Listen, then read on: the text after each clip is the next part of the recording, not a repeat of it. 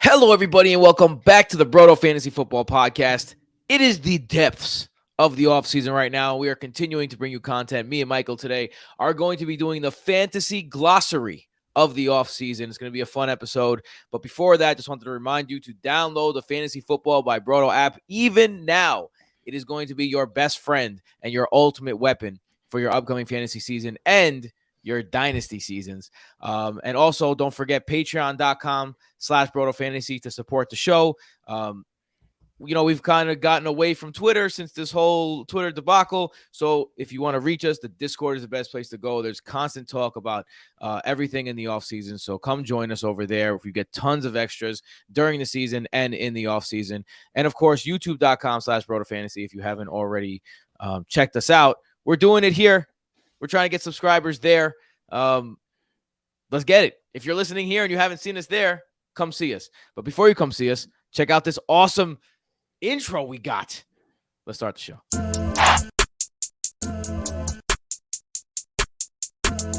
Hello, everybody, and welcome back to the Broto Fantasy Football Podcast presented by BrotoFantasy.com and the Fantasy Football by Broto app, the only tool you need to dominate fantasy football. The unintentional remix. That's just what you got. It's me, Michael.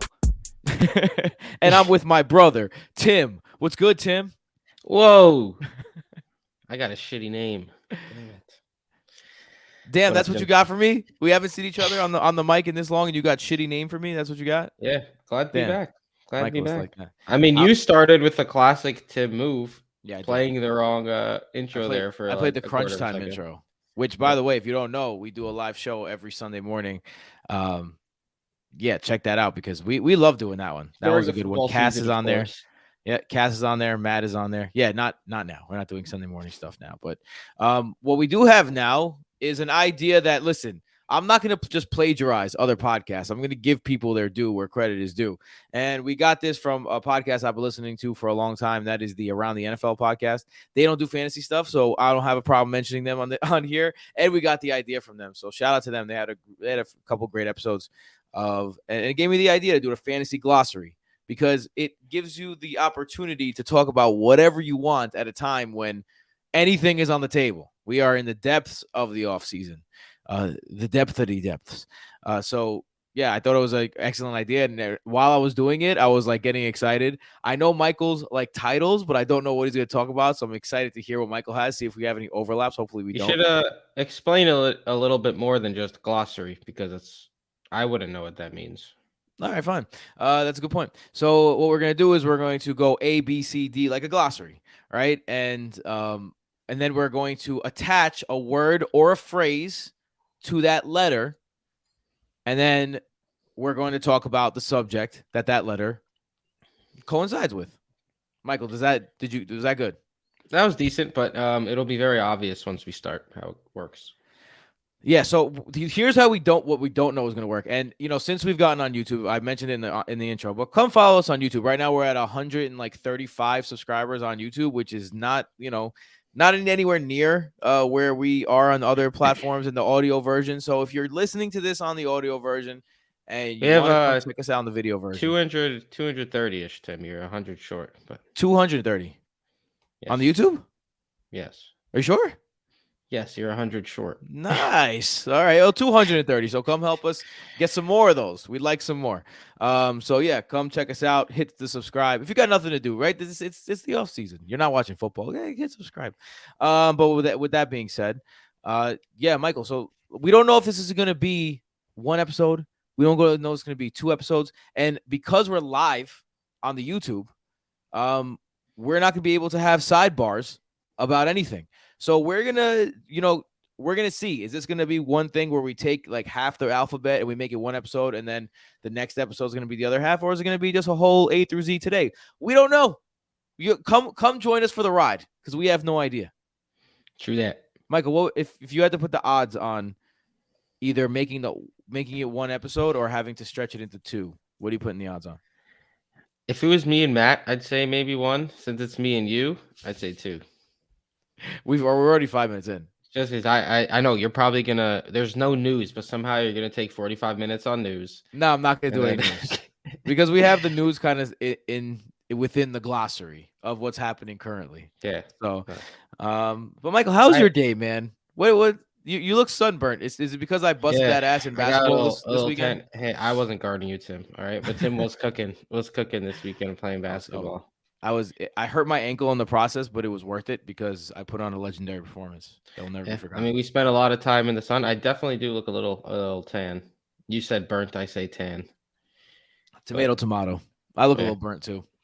All right, let's burn these letters. What do you say, Michael? Let's start. Let's All do right. it. So the first guy, of course, is me because I run the ship. I'm like the host guy, right? That's my title, I think. So I'm gonna The host start guy, because I Tim. made the decision. And my first one is apples. Apples. What do you mean? Honeycrisp apples. You know what? It's because Michael is on here, and I want to tell Michael, hey Michael, how about them apples, Mister No running back right here. I am so on the running back train this year. You have no idea. All these analysts are zigging. Your boy is zagging. And look. There's no such thing really as a workhorse back in the sense of LaDainian Tomlinson anymore, right? So let's get that out of the way. I'm not going to say there's none. There's a few guys in the league. But in the new version of every down back, right? A guy who catches the ball and runs the ball may not be on the field for more than, 55% of the snaps, 65% of the snaps, but is getting the work because he's a major part of the offense. That's like the new workhorse running back. And when you're looking down the list of these guys that are available this year, there are a plethora of guys that could be playing a role where they are the clear number one in their backfield. I'm going to go through them. Now, Michael, you stop me if you think I'm ludicrous on any of these. Christian McCaffrey, Jonathan Taylor, Austin Eckler, Derrick Henry, Saquon Barkley, Nick Chubb. These are all the same as last year. Just listen. Josh Jacobs, Najee Harris, Breece Hall, Travis Etienne, Bijan Robinson, Joe Mixon, Tony Pollard, Ramondre Stevenson. ETN is questionable. Okay, I'll give you that one. James Conner, Damian Pierce. Connor's questionable. Miles Sanders. Pierce highly questionable. Why? Because he's Damian Pierce.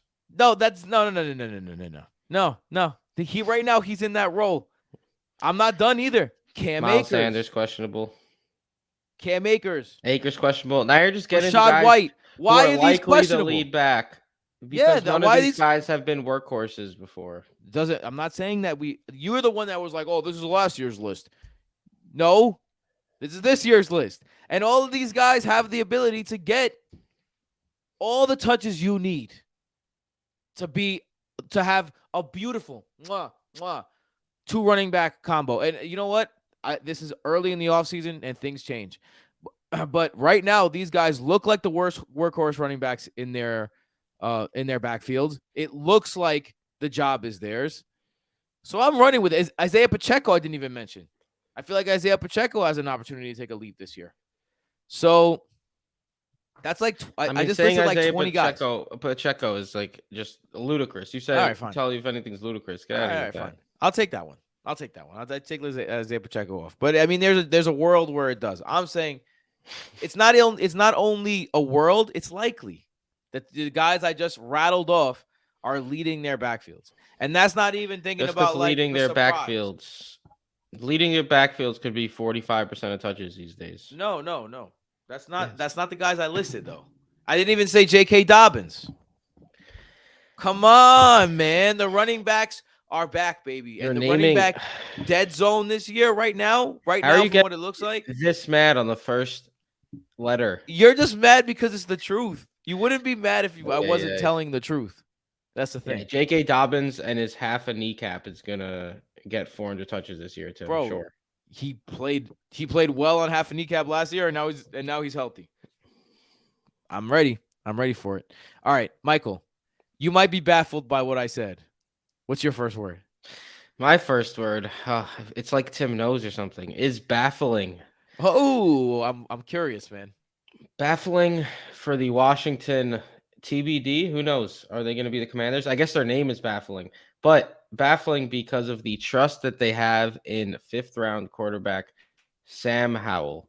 The Washington Commanders have a roster that is not bad. Like, it is a competitive roster. Terry McLaurin, Jahan Dotson, Curtis Samuel, Brian Robinson, Antonio Gibson on offense, an offensive line that's not atrocious, a defense with Chase Young, Deron Payne, Jonathan Allen, Montez Sweat, Kendall Fuller. Like, this is not a team that cannot compete. And they did sign Jacoby Brissett in the offseason, who had a very good year for Cleveland last year before Deshaun Watson returned. But to just put all your trust with a team that should be competitive with this guy, Sam Howell, a fifth round pick last year, who played in one game and completed like 12 passes, I think it was 11 passes in the entire season, to just put all your trust in him is just absurd to me. I don't get it for a team that has a shot to actually compete this year. To put that this much trust in a fifth round quarterback is baffling to me, Tim. Truly baffling. I think one of the reasons why this happened is because I think when the ownership situation was so sticky, you got to remember Dan Snyder is getting sued left and right because the cheerleaders said that they didn't treat him right, and he's doing things that the NFL didn't want. Like, he has so many issues. He's trying to sell the team. He wants this many billion. They only want to give him this billion. Could be Jeff Bezos. Could be someone else. Yada yada yada yada yada yada. And yo, stop playing with your mic over there. What are you doing? Sorry. I dropped it actually off the table. Like, they dropped the ball this year. It's like they're punting this year, and it sucks because their team building was made for this could be a competitive year. But I think they thought they were getting something better than they did when they got Carson Wentz, and especially when a guy like Aaron Rodgers was available this year, a guy like, because you think about it, like, it's when it comes to the Jets and the Commanders, when you're talking about offensive talent, you're not talking about that big of a gap where Aaron Rodgers couldn't have thought, oh, let me go get myself in the NFC still. Let me go to the NFC East. It's a easier division. Like, why couldn't you be in the Aaron Rodgers sweepstakes? Why couldn't you be in the Lamar Jackson sweepstakes? Why couldn't you trade up in the draft? Why couldn't you draft Will Levis or whatever? Like, why couldn't you make that move? I think it's because there was so much question marks around the ownership, and their head coach said as much. I also think there's a very, very good chance that Jacoby Brissett ends up taking over as the quarterback, which you should never go into a season that's supposed to be competitive where the backup quarterback is probably just as likely to play as the current starting quarterback. I mean, I wouldn't even be surprised if Jacoby Brissett ends up winning the quarterback battle. I mean, he played really well last year, to be honest. Yeah. We've never been Jacoby Brissett guys around here, but he was fantastic. Yeah, and it showed even more when Deshaun Watson really struggled to get that team going to wherever he wanted them to go. All right. Another speaking of baffling, let's move on to C here. My C is a double whammy. Carry on. There's nothing to see here. And also Caleb Williams, because these are the teams that are probably going to be in the Caleb Williams sweepstakes, and thus I will not be staying anywhere. I will not be drafting any of their players on these teams. And, there's a couple teams that are just like, just one player made the cut. But I'm not drafting anyone. Michael mentioned on the Washington Commanders, I have no interest in having anything connected to Sam Howell or that split backfield. I have no interest in the Commanders. The Las Vegas Raiders, Jimmy Garoppolo is already injured. But Devontae Adams obviously might not be on that team. I'll talk about Devontae Adams a little later. The Tennessee Titans. Oh, wait, what are you talking about? Derrick Henry is on that team. Look, if they're just going to stack the box, maybe this is the year that Derrick Henry finally does fall off that cliff that everyone's been waiting him to fall off of. And my number one is the Arizona Cardinals. There is nothing about this team that excites me right now. Like, there is a chance that if Colt McCoy is their starter going into the season, and their third quarterback is David Blau. So it's either Colt McCoy or David Blau. I don't want anything to do with Colt McCoy or David Blau. So,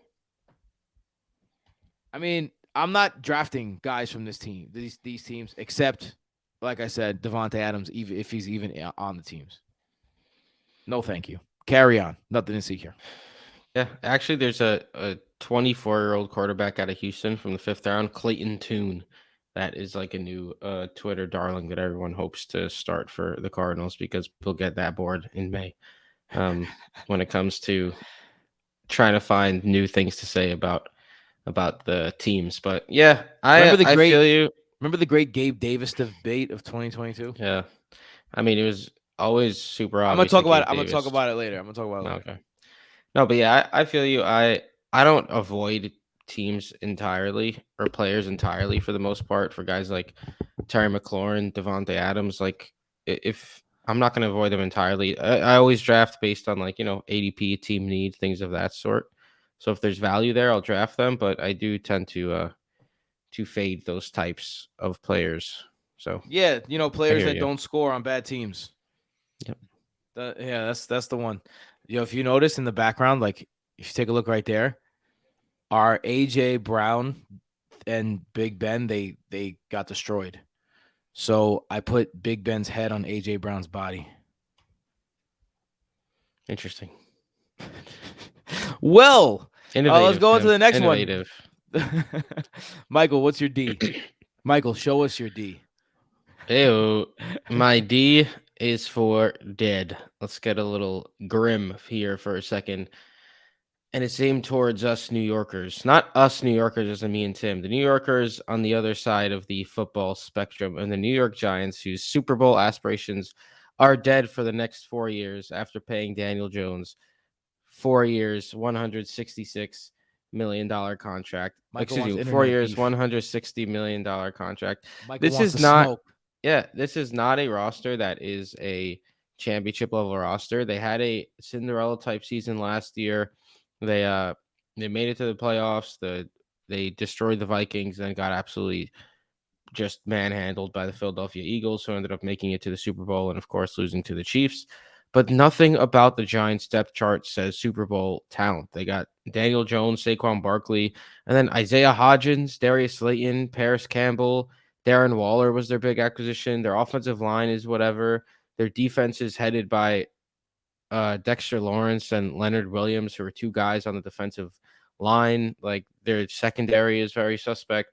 This is a team I cannot think of a team that's more obvious for me to fade going into this season based on last season. I'm not entirely sure what the Giants over under is at the moment, but I do not expect the Giants to be in the playoffs next season. They do have all the telltale marks of a team that's ready to fall off. They got that Cinderella season that happened last year, and now they're trying to just carry on from there. And Daniel Jones is not that guy. He's not a Super Bowl quarterback. This is what teams do. They pay for mid-level QBs and really hope that they could just make it through.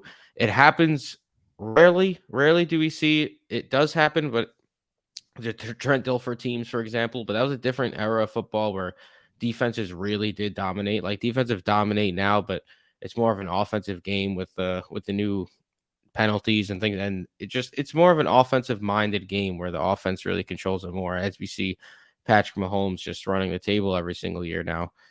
So I just don't think Daniel Jones is that type of quarterback. And over the next 4 years, Giants fans are going to be pretty upset and they're not going to be winning anything. Michael wants to smoke. They have a lot of like Michael said, they have a lot of those. They had a lot of those late wins, those late comeback wins, and they had a healthy Saquon Barkley, which they haven't had in a while, and a lot of overachievers. And usually, when you have a team like that, the next level is either Super Bowl contender or complete like face drop. It's very rarely that you see a team like that incrementally get better, even though that's kind of the plan. One thing I'll say though is Brian Daboll is a fucking great coach, bro. So yeah, he is, but I think it might be a little bit of a hangover season after the terrific first year with him. Too many cigars and cheeseburgers. All right, let's get to my E. Evolution. Boom, boom, boom. So look, obviously, I'm going to be talking about fantasy a lot over the next few months and weeks and days and years. But for right now, there are a few people on my radar that I think could take a giant leap this season and become superstar level. I'm going to go at number 1, a guy that right now I'm seeing undervalued like crazy because people don't realize that his position needs time. He flashed greatness, and now he's in an offense where he's the number 1/2 receiver again. Kyle Pitts. I am all in on year 3 of Kyle Pitts. He flashed last year. He's healthy coming into the season from all the reports. He's going to be healthy from all the reports that I see. Desmond Ridder is going to want to dump the ball off into the middle of the field, and Kyle Pitts is going to be there to get that done. I think Bijan Robinson also adds an element that takes some of those safeties and some of those linebackers that were doubling him with the slot corner out of the equation. I think it's going to be. I really think Kyle Pitts is going to have a great year this year, and I think people are sleeping on him because his expectations were unreasonably high. I'm going to be talking about another guy whose expectations were unreasonably high, and now he's underrated as a result. Garrett Wilson is another guy. The A-Rod bump, we'll be talking about that a little later as well. Chris Olave. I think I'm not a big Derek Carr fan, but we do know this. Derek Carr creates good fantasy receivers. He has always been good for fantasy receivers. He's always created them, and he knows how to lock in on one person and make and just completely concentrate on that person. So I love myself some Chris Olave. It might be Mike Williams. I mean Mike Thomas. That's the only thing I'm scared about. It might be Mike Thomas, but I'm going to say Chris Olave now. Rachaad White. There's no one else in that backfield right now. The Buccaneers look like they're going to give it to him, and Baker Mayfield loves to check it down to running backs. Samaje Perine. I think Samaje Perine is being slept on heavily in that Broncos offense. Don't forget, Sean Payton is now the offensive mind behind that offense in with the Broncos. And Samaje Perine showed his chops to be very Mark Ingram-esque last year. I will say that. And finally, Ramondre Stevenson.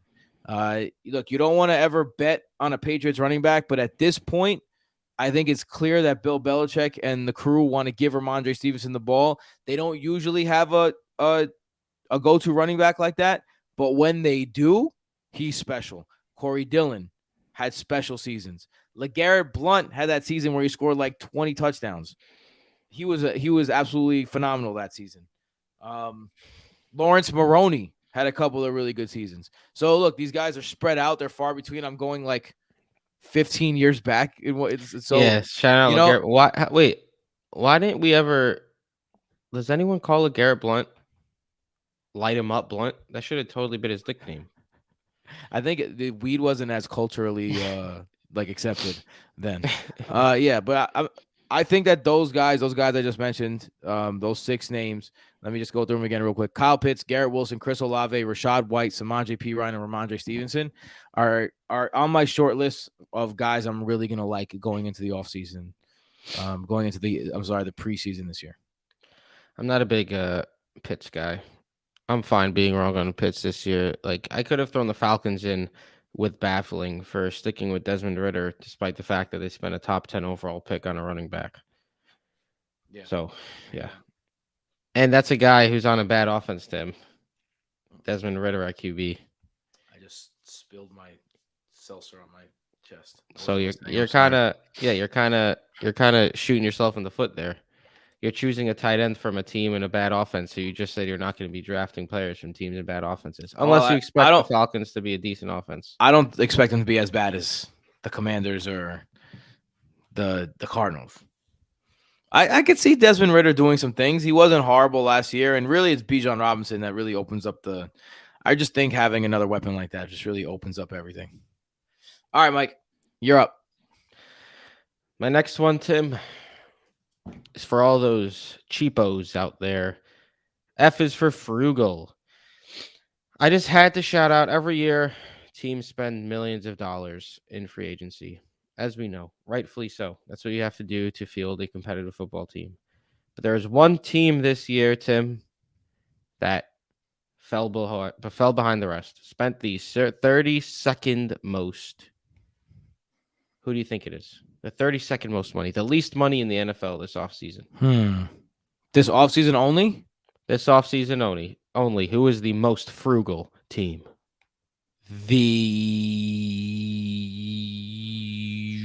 I can't even. I don't know. The Vikings? Sound like you were. They were so over the cap. I'm gonna say the Vikings. It's not the Vikings. The most frugal team in the league this year, the Los Angeles Rams. They're trying to. They invited a record numbers of undrafted rookies to that team. It's gonna be a wild shit show over there. I'm very interested in to see how the Rams season goes because they're not in a tremendous spot, but who knows? Maybe they trade Matthew Stafford. Maybe they trade even Cooper Kupp. It's not like they don't have interesting pieces, but Sean McVay is still there as well. So let's see. Maybe the Rams, as we know, they were tremendous 2 years ago, a shit show last season. Maybe they had a hangover type of year, and maybe they return a little bit. Every year, there's some shocker teams that come out of nowhere that nobody expected, and Sean McVay and Matt Stafford wouldn't be the worst tandem to bet on. I'm not saying it's going to happen, but I'm interested to see how the Rams season goes. Maybe they're this year's Seahawks, where they just show up out of nowhere and everyone's like, where did they come from? But they're also the most frugal team in the league. So I just wanted to shout out the cheapest team of the offseason in the Los Angeles Rams. Michael has an admiration for the cheapest team. Michael and Jason, not cheap, frugal. Not cheap, frugal. I will say that. Famously frugal, but generous, but frugal. I spend money wisely. Very frugal. Like they get hyped if they're like, yo, I just got a sandwich for $7. Fuck yeah. I'm gonna text the group chats. I like to spend my money on things like, going out with friends, eating good food, going on vacations. We were in Jersey. Things of that sort. I was with my baby, so I couldn't go. My actual baby, like not like my baby. I have two babies, and yes, you have children. Yes. And they went to the bar. It was the afternoon. I couldn't go. I had to put him down for a nap and take him for a walk and all that stuff. It was nice, but Michael came back and he wasn't quite there. But you're drunk when you got those eyes that kind of glaze over, and his eyes were definitely glazed a little bit. And he was telling me all about everything the sangrias, bro, and everything they drank. And then afterwards, he went like this. Only $45 a person. And then he started giggling. Unbelievable. I couldn't believe it. Whoa. And he was just so excited. Now you're hyperbolizing a little bit. I already know how because you repeated it. You repeated it like not in that short span of time that I just had, but you repeated it like 6 times in a row to different people. Unbelievable. Such a good deal. You may have just heard. There was a group of like 20 of us. You may have just heard the other people saying the same exact thing. No. Louis. Shout out Louis. Saying it to every single person. so yeah, that's Michael's frugalness on display. Not as frugal as the Rams, though. No, definitely not as frugal as No. But building a better team, though, Michael. Building a better team. Carry on, will you? I'm gonna go with grimy. In New York, grimy it means like when you do someone dirty. When you're just like an a-hole, when you're like just like disrespecting someone, you're being grimy, right? When you ask someone for a favor and they say they'll do it and then they don't do it, that's grimy. You know what else is grimy? Austin Eckler's new contract, Los Angeles Chargers. What the hell is this shit?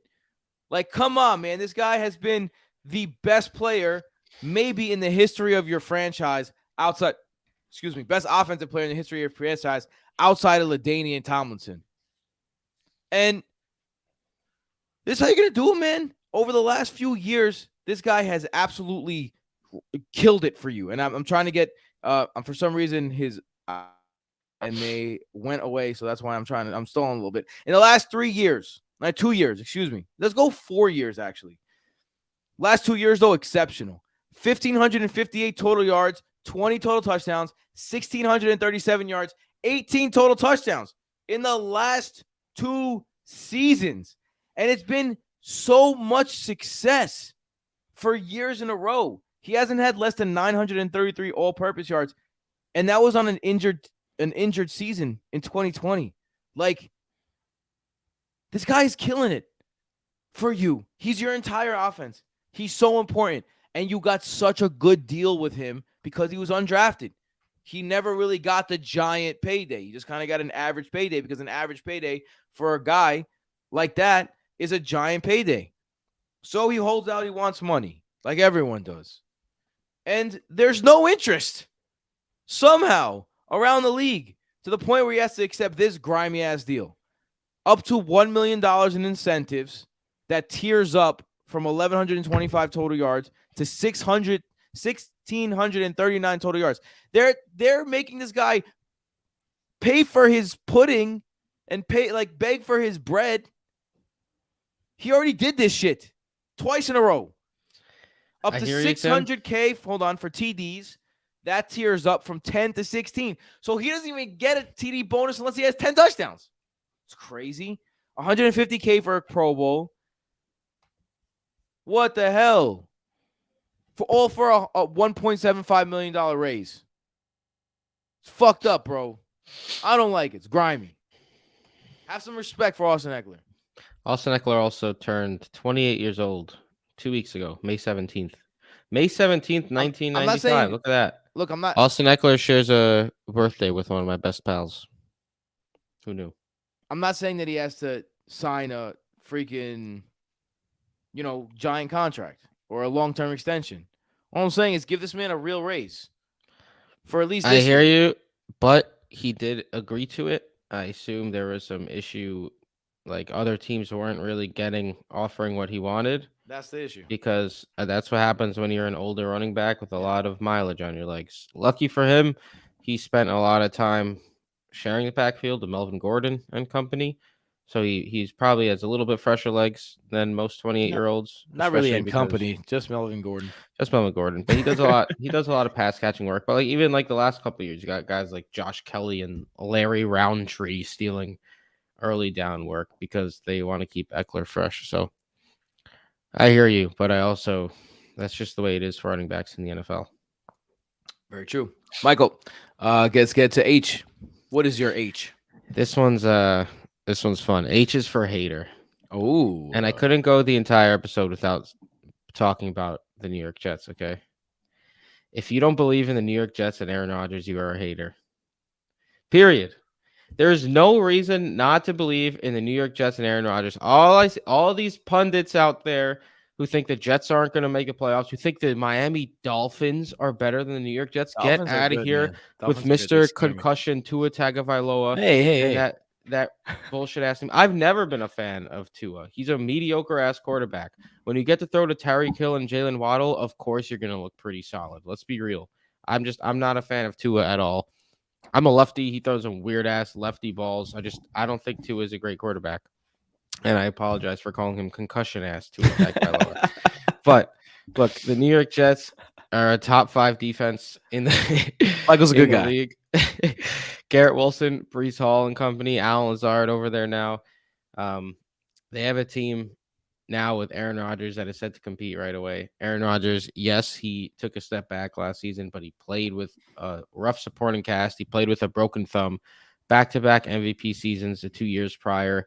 He said he was leaning towards retiring before he went into the darkness, and then he came out and he felt disrespected by the Packers, and he knew he wanted to keep playing, and the Jets is where he wanted to go. Like, this guy is not moving to New York, New Jersey at age 40 to not play football at the highest level that he possibly still can, whether that's top 3 quarterback in the league, top 5, top 10, top 15. Maybe he loses it this year. You never know. He is 40 years old. I am not betting against Aaron Rodgers. And I'm not going to be betting against the Jets. So if you think the Jets aren't going to be a force to be reckoned with this season, you're a hater. Well, we're going to have our first overlap. I'm going to have to figure out something for K, because Knight in Shining Armor was Aaron Rodgers. Yeah. So I'm going to have to figure something out for K. We'll make that work. I'll figure something out for K on the run. Tim and I, as we always do, because we like to surprise each other, didn't really divulge into our choices. Yeah. Just kind of use the words in here. It's all of us together finding out this. Although we did know the titles, so we're intrigued. Yeah. I bet you were intrigued by this title, Michael. Yeah, this title is probably the weirdest title that we'll have. For I, is that a small child? Okay, Michael, I Honestly, want you. Tim, I was trying to think about like what could is that a small child be? I was thinking maybe like Devin a Chain or something, like someone who's short entering the league or something, but You're I not don't even know. close. All right. So here, let me paint the scenario for you, right? Okay. So the Chargers just got to LA, they're the newest LA team, right? And you're a little kid or you're a new fan of the team and you're going to your first Chargers game, right? Okay. You get up there, you're in the top deck, maybe you're in like that middle deck where you could see the people, but you can't really see the people. You know what I mean? Like you can't see Sure. facial expressions, but you can see their face. Um, so you're looking and you see, what is that on the sideline? A Is small that child? is that a small buck-toothed child there? Bro, what And is the happening right answer now? is no. That's Kellen Moore, your new offensive coordinator, who looks like a tiny little child, but is one of the best offensive coordinators in the game. And I don't want this to get overlooked. This guy has led the Cowboys to. Were you expecting this at all, Michael? Like your face Tim, is just I like, just want to give you kudos because you could have just changed K to like Kellen Moore. Instead, you went with is that a small child for Kellen Moore and the Chargers? oh Whatever. man, that's No. right. Use that for K. But we'll figure something out for K. Look, where was I? Kellen Moore has been one of the best offensive coordinators in the league so far, and he couldn't get along with Mike McCarthy. Mike McCarthy's a dinosaur. The question is, what effect will this have on these offenses? I think you cannot underestimate the fact that Ezekiel Elliott and Tony Pollard both had massive success under Kellen Moore. Now he gets Austin Eckler, right? CeeDee Lamb being moved everywhere, inside, outside, has had tremendous success. You can a little bit of Keenan Allen, right? On the outside, you have this big receiver who has had his ups and downs, but has had success. You got yourself an Amari Cooper, right? And on top of that, you go from Dak Prescott to Justin Herbert. This is a good situation. This is a good offensive line. This is a good situation that was being held back by the offense. We complained about the Pete Carmichael offense over and over and over and over again on the podcast last year. And now it's not that anymore. He got fired from the Cowboys and hired, I think, like a day later by the Chargers because they knew what they were finding. They were finding gold. On the other hand, you got the Cowboys. And the Cowboys' new OC, Michael's favorite guy in the entire universe, Brian Schottenheimer. Brian Schottenheimer Gross. was the Seahawks offensive coordinator before this season, right? Obviously, the Seahawks turned up after Brian Schottenheimer left. He's been known as a ground and pound type, McCarthy type situation, old school Schottenheimer, right? So how does that hold back that offense? Or does it open up things, right? Maybe CeeDee Lamb doesn't play as much slot anymore. Maybe he goes to the outside. Maybe he's being able to use in a more alpha sort of manner. Maybe Tony Pollard can carry that load. But we just don't know. And I think that the transfer of power of Kellen Moore, and, I don't really fall in love with OCs too much. I was a big fan of Kyle Shanahan when he was with the Falcons because I figured if anyone could do this with Matt Ryan, then whoever can make Matt Ryan an MVP is ready to be a high quality level coach, right? And I was right. And I feel the same way about Cooper Rush. Like Dak Prescott's good, but he has made Dak Prescott elite. Kellen Moore, you mean? Kellen Moore, yeah, not Cooper Rush. Dak Prescott's numbers have been elite. I don't think you're gonna find anyone in the universe who looks at Dak Prescott and looks at Justin Herbert and says, together, Dak Prescott's the more talented of the two. Right? So now you're going for a more talented quarterback. Is the head on as straight as Dak's? You never know. Dak's head was a little loose last year, threw a lot of picks. But this could be exciting. This could be the kind of like Justin Herbert takes a leap to MVP type territory. And if he does that, then you're talking about fantasy plethora for everyone. You're talking about Mike Williams taking the next step. You're talking about Keenan Allen dominating. You're talking about Austin Eckler dominating. You're talking about maybe Donald Parham getting some looks. You're talking about maybe Josh Palmer being a viable player for sometimes. You're talking about an entire team. And on top of that, you got the Quinton Johnston. Now, I'm not huge on Quinton Johnston, but he's there. He's a weapon. So a lot of weapons on this team and an offensive coordinator that has known what to do with weapons in the past. So I'm excited about what that means for the Chargers and not so excited about what that means for the Cowboys. I mean, I've always been a big fan of Justin Herbert, Kellen Moore. I think it's going to be a great match made in heaven, as they say. I'm not going to disagree with you there, Tim. And Austin Eckler is likely to hit those incentives, I'd say. I'd hope so. Those incentives that you feel so grimy about. I had Austin Eckler last year, and what just happened? I had Austin Eckler last year, and I gotta say, like, I loved every second of it. I love you, Austin Eckler. I love you as a man, as a person, as a player. Michael J. Smoke that J, Michael. Stands for Jumbo. Did you turn it to Jumbo? Do you know where that's from, Tim? No. Did you turn it to Wumbo? SpongeBob, bro. Come on now. Anywho, my J is for Jumbo because the Indianapolis Colts are going to lead the league in Jumbo package usage. With Anthony Richardson now at the helm, Jonathan Taylor in the backfield, and an offensive line with Quentin Nelson, Ryan Kelly and company, huge tight ends like Mo Ali Cox and Jelani Woods. Mo Ali Cox, hey, to block as well. We're looking at a team that's going to run the ball a shit ton. I have no interest in Michael Pittman this season. Michael Pittman was my biggest fade last year at his round 3 price tag. I did not see the room for growth in his game in that offense, and he was definitely disappointing and did not live up to his ADP. I don't think he's not talented. I was a huge fan of his coming out. I was hoping the Jets would be able to get him, but he went a few picks prior. So I don't dislike his game. I just don't think he's a 1A alpha type of wide receiver. And now with a very raw quarterback at the helm and Anthony Richardson, who runs a ton, who is likely to run a ton, who's likely to hand off John Taylor a ton, probably get some options going now in that offense as well. Alec Pierce had a solid rookie season. They just drafted Josh Downs. Like they are drafting, they are looking to incorporate some speedy wide receivers, it looks like, as well. And they are going to pass a little bit, but I expect this team to be probably a bottom 5 passing offense this season, which is not good for the fantasy prospects of this team.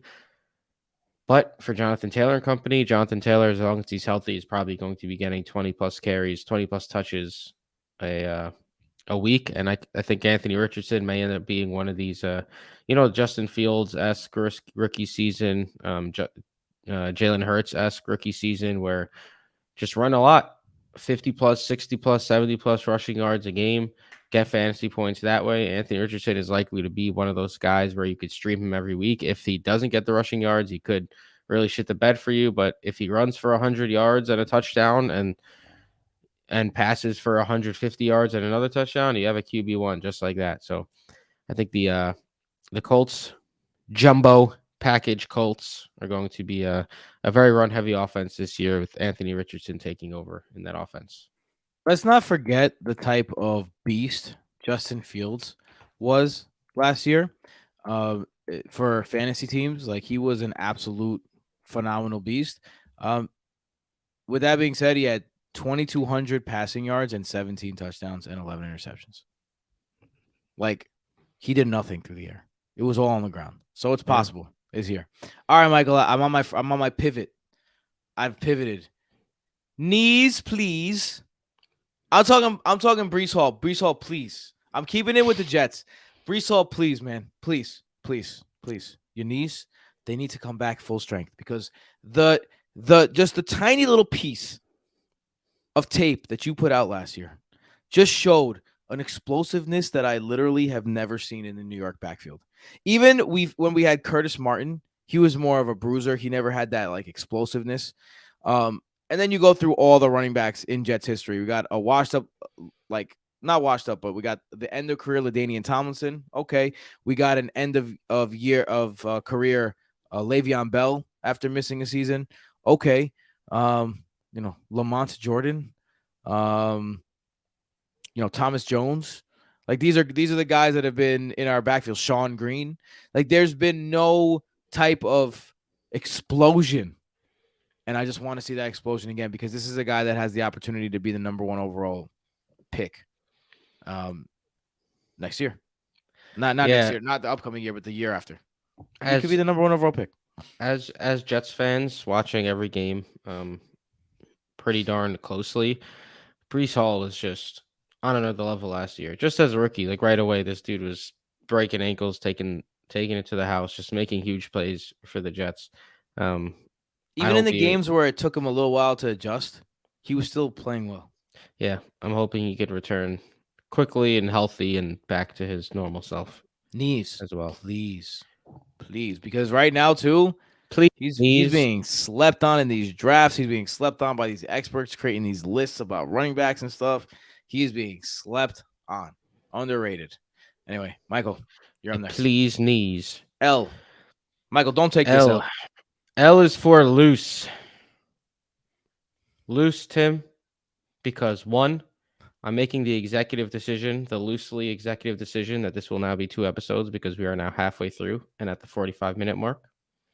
Are you? Is that because I was just thinking like we just made it halfway through, so that means we could push through in an hour and a half. All right, you make the executive decision. No. We'll cut it. We'll make it 2 episodes. We'll let the people enjoy this for a long time. And 2, loose because the nuke is loose. DeAndre Hopkins has been released by the Arizona Cardinals, and we have a star-studded wide receiver hitting the market for the first time post free agency, right? I mean, I guess it's still free agency, like he's now a free agent, but post the regular free agency run. And he now gets to decide where he ends up. The Cardinals, they clearly had a horrific relationship going there because they're eating like $22 million. Which is not ideal, and I'm sure they could have gotten at least like a 5th-round pick or something for the guy, but he's now a free agent. There have been rumors, of course, for the Chiefs and the Bills, trade rumors prior, but then that didn't happen. Both of those teams would probably need to make some adjustments to their cap room to be able to get DeAndre Hopkins. I think it makes sense for both of those teams to go after a guy like him, but then like any team that's a contender probably makes sense to go over DeAndre Hopkins, but now he gets to choose which team he thinks is going to be the best fit for him. Tim, do you think he's going to go to a team like main reason Super Bowl or main reason to just try to ball out and be the number 1 guy? Like he could go to, say he go like the Lions still have cap space. Say he goes to the Lions with Amon-Ra St. Brown, Jameson Williams. He'll likely have to, share wide receiver duties there. Or he could go to, say, even the Chiefs with Patrick Mahomes and be the number 1 guy. It's not like the Chiefs have a number 1 guy outside of Travis Kelce. Like, I guess he'd have to compete with Travis Kelce. But do you think he's aiming more towards being the A1 player or the Super Bowl? When he was on the podcast, I listened to his interview. I can't remember. I think in the I Am Athlete podcast, something like that. I'm not sure. I'm sorry if I messed that up. But he said he's looking for organizational stability and a quarterback who makes his teammates better and loves the game, which might be a little bit of a shot at Kyler Murray. Not gonna lie. Call of Duty Murray. Yeah. So, I mean, for another report that I heard was that he's gonna have to make a decision between payday and Super Bowl because he can get a payday from a team who's, less in the running and more in the market of getting a DeAndre Hopkins, like a New York Giants, right? They're a long shot to win the Super Bowl even with DeAndre Hopkins, or like you said, he could join one of those teams. So it's gonna be interesting to see because every fan base can make a case for why DeAndre Hopkins could be in their team. And there's been some reports from some GMs that he can't move anymore. I didn't see that last year personally, but we'll see. It'll be interesting to see who lands DeAndre Hopkins because right now there is like 11 teams that have like a legit, like, we need him kind of situation. Yeah. So yeah, they cut him loose. We're gonna cut this loose. I think you're right, Michael. We're at 50 minutes now. I was getting a little crazy there. So we'll cut this off, and we'll go with round 2. Will be, honestly, we'll probably record this right now since we're in the groove, and then give it to you the next time we're on. Don't forget to check out the Dynasty Don. Matt, he has his solo podcast and also with a ton of guests, like every other podcast, he has like a guest, and that's the Dynasty stuff. And Dynasty's still going and pumping strong. And if you're one of those guys who likes to have Twitter arguments, they're still going very, very hard right now. So go get yourself a Twitter argument. Go get yourself some knowledge from us. And then we'll see you again in 2 weeks with the rest of this list. So thank you for listening. We appreciate you. If you do have the time, please like and subscribe on YouTube. And yeah, Michael, where can they find you? Matt BrotoFF Mike. You can find me at BrotoFF Tim. You can find Matt at PsychWordFF. You can find Cass at BrotoFF Casanova. You could find Jason at BrotoFF Jason. You can find us all at Broto Fantasy and at FF by Broto for anything you need on the app front. BrotoFantasy.com is the hub where we have a team of writers that are still going. Matt just released his Zach Charbonnet article, which is why I didn't mention Ken Walker when I mentioned the apples. But yeah, Michael, I have a very important question for you. What did you order and what were the apps like on Sunday? What did you order, man? Tell the people. Grouper sandwich. Nice. Was it blackened? Or it's blackened like grouper sandwich. Blackened grouper sandwich. Tremendous. Nice. Some tartar sauce on the side. Oh, I'm not a big fan of tartar. I don't like mayonnaise. With some French fries, though. Don't like mayonnaise. Bro, but $14 for a grouper sandwich. It's supposed to come with Chipotle mayo. I asked for tartar sauce instead. Okay. What'd you guys get for apps? For the appetizer, some chicken wings, some crab dip. Were they hot? They were hot. Nice. Because I know there's some wussies in that group that you were with that don't like spicy food. They were moderately hot, I'm gonna tell you what, too, guys. We're going on a boys' trip in the woods coming up. I'm very excited about it. I was able to get my wife's in-laws, my wife's parents, to take in my wife and my 2 kids for one of the days so that I can go. So I'm very happy that I can go. Yeah. And I'm looking forward to eating all the food.